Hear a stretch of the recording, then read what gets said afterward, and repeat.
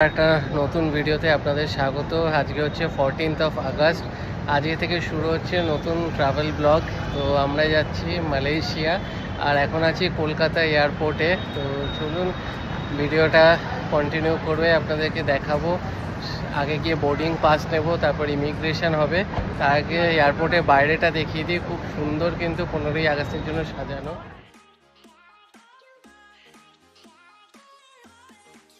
আমরা boarding pass নিয়ে নিয়েছি, এখন যাচ্ছি ইমিগ্রেশনের জন্য। ওটা হয়ে গেলে তারপরে আপনাদেরকে ডিটেলসে সব কিছু বলবো। আমাদের সব কিছু কমপ্লিট, ইমিগ্রেশন, তারপর সিকিউরিটি চেক ইন সব কমপ্লিট। এখন প্রায় হাতে 3 ঘন্টার প্রায় টাইম। তো জানি না এখন বসে কি করব, খাওয়া দাওয়ারও ডিনারও করব। তো আমাদের 11টা 5-এ ছিল ফ্লাইট এয়ার এশিয়ার, তো এখন সেটা ডিলে হয়ে 11:30 হয়েছে। তো দেখি এখন কিছুক্ষণ বসি, তারপরে যা যা হচ্ছে সব কিছু আপনাদেরকে আপডেট দেবো। এখন যেহেতু ফ্রি বসে আছি, আপনাদের বলে দিই, আমাদের সেরকম কিছু কিন্তু জিজ্ঞেস করেনি ইমিগ্রেশনে, জাস্ট জিজ্ঞেস করেছে কী পারপাসে যাচ্ছেন, এইটুকুই। আর আমরা ওখানে গিয়ে ইমিগ্রেশনে যেগুলো চেক করবে ভিসার, সেগুলো আমরা অলরেডি অনলাইনে ফিল আপ করে প্রিন্ট আউট বার করে নিয়েছি। একদমই ইজি প্রসেস। আর এই নিয়ে ইউটিউবেও বেশ প্রচুর ভিডিও আছে।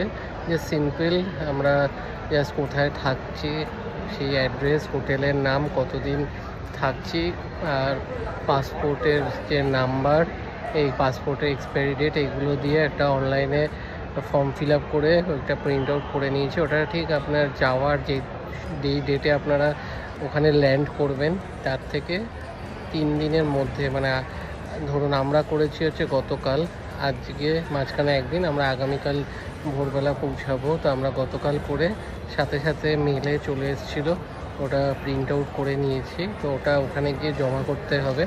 আর জেনারেলি সেটা না করে, মানে ওখানে গিয়েও না হলে সেই লাইনে দাঁড়িয়ে পুরো ফর্ম ফিল আপ করতে হতো। তার থেকে সবথেকে ভালো হয়েছে আমরা আগের দিনই এটা করে নিয়েছি। তো বেশ সিম্পল, আর তেমন কিছু তো অসুবিধা আমাদের হয়নি এই ইমিগ্রেশন নিয়ে। দেখা যাক ওখানে গিয়ে এটা জমা করতে হবে, তখন কি কিছু যদি আপডেট করার থাকে তাহলে সেটা আপনাদের বলে দেবো।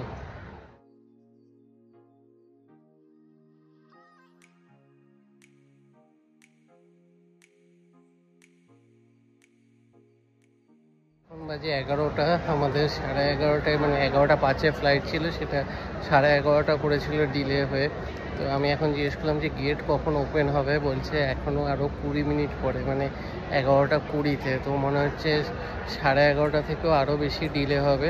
আবার মানে প্রপার কোনো রিজন নেই, কারণ ওয়েদার তো একদম নর্মাল বাইরে, তো কেন ডিলে তার কোনো উত্তর নেই। বাজে 11টা 21, আমরা এখন সবে লাইন দিয়েছি ভেতরে যাওয়ার জন্য।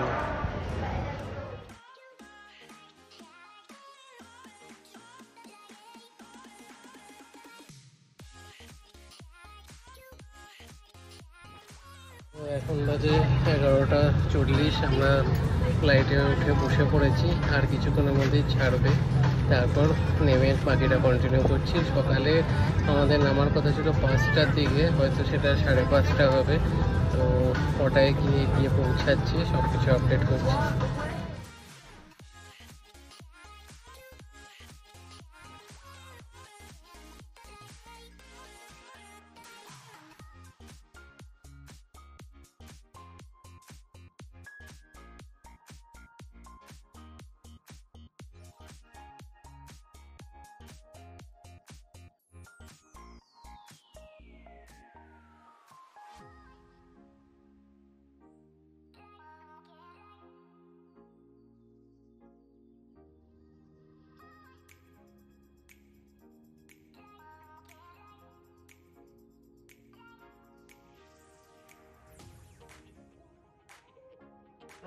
মালয়েশিয়ান টাইম অনুযায়ী 6টা 24, আমরা নেমে পড়েছি মালয়েশিয়াতে।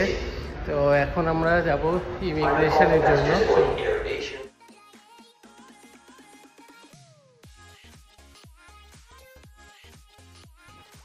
সব কিছু ফর্মালিটি কমপ্লিট, সবই ইজিলি হয়ে গেছে। ইমিগ্রেশন, তারপর কাস্টমস চেকিং, কোনোটাতেই কোনো কিছু টাইমও লাগেনি, খুব একটা অসুবিধাও হয়নি। এবার বাকিদের জন্য ওয়েট করছি, আসলে তারপরে হোটেলের দিকে আস্তে আস্তে রওনা। ব্যাচেলার ফলো করতে করতে ব্যাঙ্গালোর থেকে চলে এসছে, এখানেও পেছন ছাড়ছে না মালগুলো। আচমকা দেখা হয়ে গেল। কি করছিস তুই এখানে? যাব টার্মিনাল 1-এ। তো আজকে সকাল সকাল এসে প্লেন থেকে নেমে ট্রেনও চড়া হয়ে যাবে। সপ্তশীদের অলরেডি চড়া হয়ে গেছে। তো আমরা বনিরাও ওখানে আসছে, ওখান থেকে আমরা এখন ট্রেনে করে যাব টার্মিনাল 1, তারপরে ক্যাব নিয়ে যাব হোটেল। টিকিট কাউন্টার থেকে টিকিট কাটছে শুভজিৎ। টার্মিনাল 2 থেকে টার্মিনাল 1 যেতে এক একজনের 2 রিঙ্গিট করে লাগছে।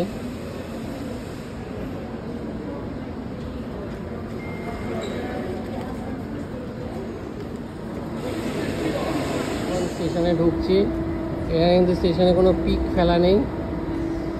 এখন আমরা কুয়ালালামপুরে এসি রানাঘাট লোকালে উঠবো, যেটা নতুন চালু হয়েছে। স্টেশনে বসার জায়গা।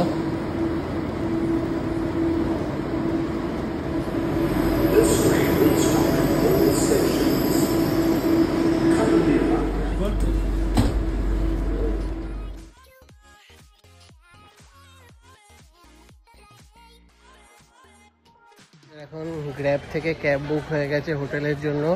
তো গাড়িতে উঠে তারপর সোজা হোটেল যাব, তারপর গিয়ে হোটেলের সব কিছু দেখাবো। ক্যাবে উঠে গেছি, এখান থেকে অলমোস্ট 1 আওয়ার্স লাগবে। আমাদের যে হোটেলটা যেটা বুক আছে সেটা চায়না টাউনে লোকেশন। তো চলুন দেখি কতক্ষণ লাগে। এক্স্যাক্ট যেটা গ্র্যাব অ্যাপস থেকে বুক করেছি, তো অলমোস্ট 60-65 রিঙ্গিট মতন পড়বে অ্যাপ্রক্সিমেট, একটু কম বেশি হয় টাইম অনুযায়ী। গাড়ি বুক করার সময় মোটামুটি গাড়িতে যা স্পেস, মানে 3 জনই হচ্ছে এক একটা গাড়িতে।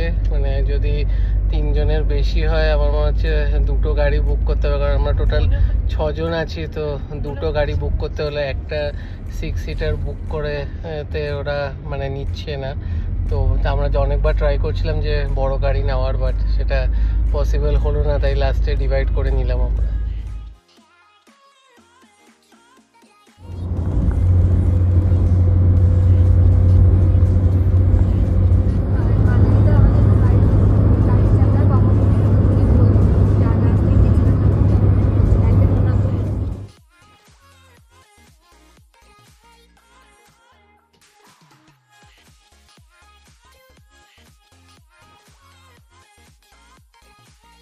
এখন হোটেলে এসে পৌঁছে গেছি। তো আপনারা যদি মানে ট্যাক্সি নর্মাল নিতে যান অনেক বেশি চার্জ পড়বে। যারা যারা আসছেন তারা একবার গ্র্যাব অ্যাপসটা ডাউনলোড করে নিয়ে তারপরে ওখানে কার্ড অ্যাড করে রাখবেন, তাহলে নেমে তাড়াতাড়ি বুক করে নিতে পারবেন। তো এই পার্টটা এখানেই এন্ড করে দেব। তো চলুন, টাটা বাই বাই, নেক্সট পার্টে দেখা হচ্ছে।